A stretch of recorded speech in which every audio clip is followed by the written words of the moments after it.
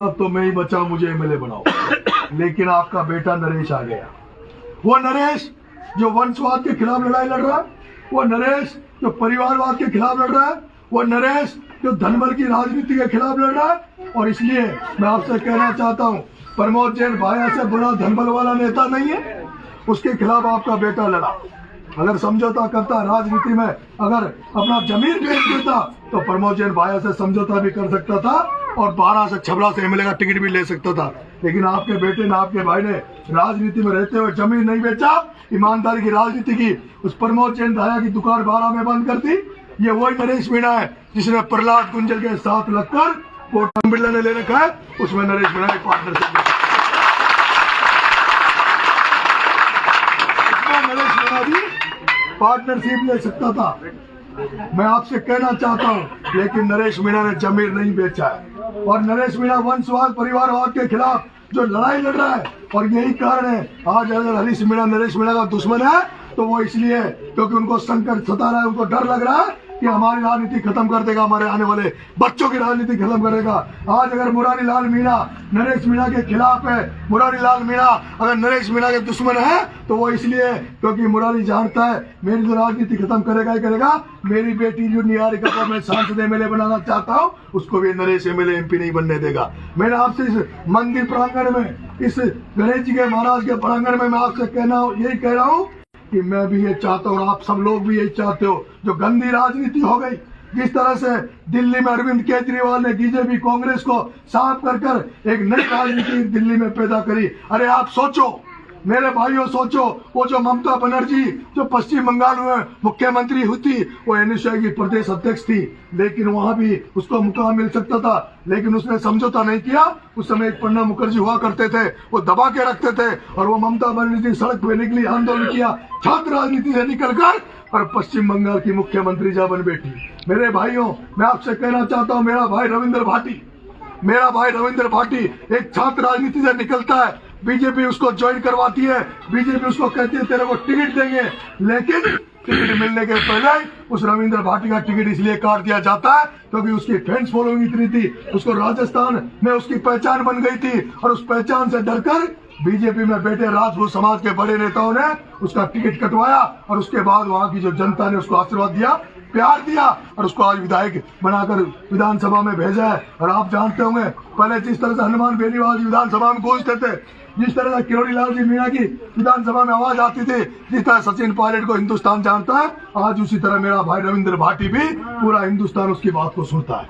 मैं आपके बीच में उसी तरीके से आया हूँ। अगर आप लोगों ने मुझे विधानसभा में भेजने का प्रयास किया तो मैं इंकलाब लेकर आया हूँ, मेरी गाड़ियों में देख लो, मेरा नरेश मीणा का फोटो नहीं है, मेरी गाड़ियों में नरेश मीणा का फोटो नहीं है, नरेश मीणा की पन्नी पट्टी नहीं है, मेरी गाड़ियों में भगत सिंह की फोटो है, और भगत सिंह के मार्ग पर हम लोग चलेंगे। सब युवा और साथियों को छात्र को साथ लेकर राजनीति में परिवर्तन की राजनीति पैदा करेंगे, नई राजनीति राजस्थान में बनाने का हम प्रयास करेंगे। इसी के साथ मैं आपके बीच में आशीर्वाद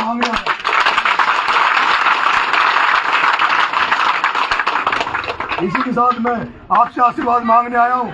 उनियारा की जनता ने तो जिस तरह से भरपूर मुझे आशीर्वाद दिया है, जिस तरह से प्यार मुझे दिया है, वो तो आपने सबने सोशल मीडिया पे देख ही लिया होगा। आज से शुरुआत मैं देवली उनियारा में कर रहा हूँ, और मैं सोचता हूँ देवली उनियारा का सर्व समाज नरेश मीणा को आशीर्वाद देगा। और जो देवली में मैं जो यहाँ आया हूँ, तो आज मुझे पता लगा कल यहाँ लक्ष्मी पूजन थी, कल देवली में सब लोग हम दिवाली का पर्व मना रहे थे, कल लक्ष्मी पूजन का पूजन कर रहे थे, और कल यहाँ पर पूजन भी हमने अंधेरे में किया है। देवली की जनता ने, पूरी देवली के नागरिकों ने लक्ष्मी पूजन दिवाली भी अंधेरे में मनाई है। लेकिन कोई नेता नहीं है, कोई नेता ऐसा नहीं हुआ अब तक किसी जिनको आप वोट दे रहे थे, जिनको बना रहे थे, अगर अच्छा नेता होता और उसको पता होता कि दिवाली के दिन भी अंधेरा हो रखा है, बिजली आ नहीं रही है, तो बिजली वालों के आकर इलाज कर देता। लेकिन इस वजह कि ये जो यहाँ पे बिशनपुर का डैम बना था, उसमें 62 गाँव डूब क्षेत्र में आए थे, 62 गाँव डूब क्षेत्र में आए थे, और उनको जो विस्थापित किया था, उनको जो स्थापित किया था, उनकी जो कॉलोनियां बनाई थी, उस कॉलोनिया में 60 बाई 40 का उनको प्लॉट दिया था, लेकिन ना तो वहाँ शुद्ध पानी पीने का पानी है। उनकी जो हालत है वो दुर्दशापूर्ण है। और मैं कहना चाहता हूँ, उन विस्थापित परिवार जो थे जिनको कॉलोनी में रखा गया है, उनको जो जमीन अलॉट हुई है, जो जमीन अलॉट हुई है, उनको जमीनें ऐसी गंदी जगह दी, किसी को निवाई दी है, किसी को 100 किलोमीटर दूर उनको जमीनें अलॉट की है।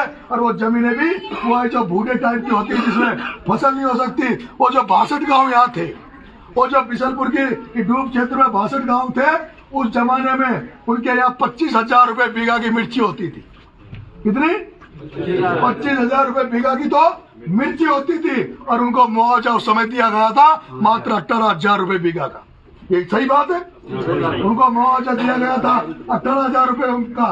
मैं आपसे कहना चाहता हूँ, बीजेपी कांग्रेस के लोग आते हैं, बीजेपी वाले टिकट लेकर आते हैं, बीजेपी वाले नेता उनका प्रचार करते हैं, मंडल अध्यक्ष, कमंडल अध्यक्ष, जिला अध्यक्ष, फलाना अध्यक्ष उनका प्रचार करते हैं। कांग्रेस वाला रहता था, कांग्रेस वाले नील लगा के धोरे कुर्ते पजामे पहनकर दिन भर चाय की धरियों में बैठे रहते, दलालियां करते रहते तहसील थाने और कचहरी के नाम पर।